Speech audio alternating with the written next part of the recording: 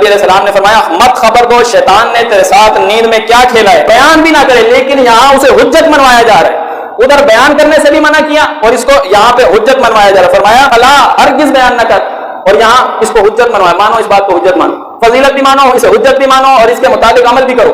اس کو حجت، جبکہ قرآن نے کہا تھا یا ایھا الذین آمنوا، اے لوگوں جو ایمان لے کر آئے ہو، ادخلوا فی السلم کافہ، اسلام میں پورے کے پورے داخل ہو جاؤ، ولا تتبعوا خطوات الشیطان، اور خطوات الشیطان پہ نہ چلو، شیطان کے نقش قدم کے اوپر، شیطانی ہتھ کنڈوں کو اختیار نہ کرو، شیطان کے راستوں کو اختیارنہ کرو، اس لیے کہ انہ لکم عدو مبین، وہ تمہارا کھلا دشمن ہے۔